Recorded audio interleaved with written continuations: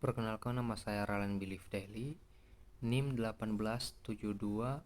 1872150121 dari Prodi Pendidikan Ekonomi, tugas UAS Syariah. Di sini saya akan menjelaskan tentang makroekonomi Islam. Pengertian makroekonomi Islam yaitu ilmu yang membahas permasalahan kebijakan ekonomi secara makro, berupa pengelolaan dan pengendalian sesuai dengan ajaran Islam. Dalam membahas perspektif ekonomi Islam, ada satu titik awal yang benar-benar harus kita perhatikan, yaitu ekonomi dalam Islam itu sesungguhnya bermuara kepada akidah Islam yang bersumber dari syariatnya, dan hal ini baru dari satu sisi. Sedangkan dari sisi lain adalah Al-Quran, Al-Karim, dan As-Sunnah Nabawiyah yang berbahasa Arab. Pada ekonomi konvensional terdapat sistem bunga tetap dan mengembang. Sistem bunga tersebut diaplikasikan dalam semua pinjaman yang diberikan kepada nasabah.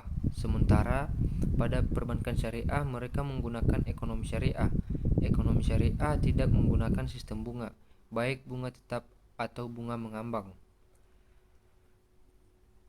Sistem ekonomi Islam, individu mempunyai kebebasan sepenuhnya untuk mendapatkan atau membuat sesuatu keputusan yang dianggap perlu selama tidak menyimpang dari kerangka syariat Islam untuk mencapai kesejahteraan masyarakat yang optimal dan menghindari kemungkinan terjadinya kekacauan dalam masyarakat.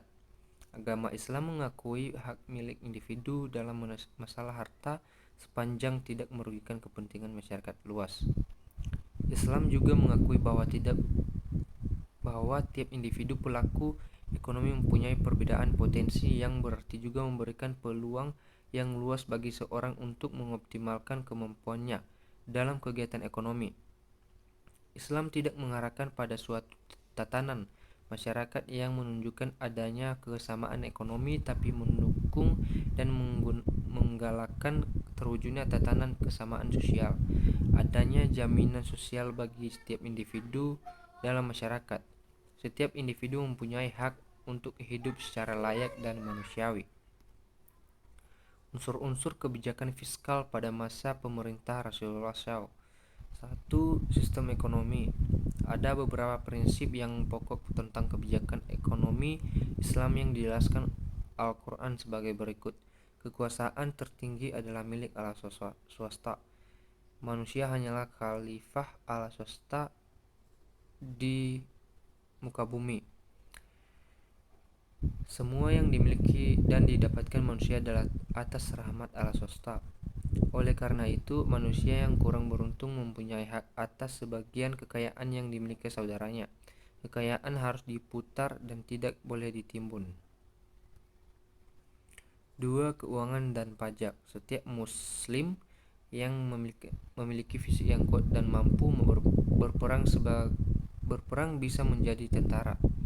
Mereka tidak memperoleh gaji tetap, tapi mendapatkan harta dari hasil rampasan perang, serta senjata, kuda, unta, dan barang-barang bergerak lainnya. Masalah-masalah dalam ekonomi makro konvensional.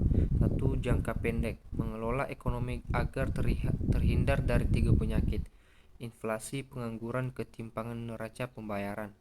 2. Jangka panjang. Harus serasi antara pertumbuhan penduduk, pertambahan kapasitas produksi, tersedianya dana investasi, waktu penyelesaian mencapai 5, 10, dan sampai 50 tahun. Terima kasih. Bila ada kesalahan atau kekurangan, mohon dimaafkan.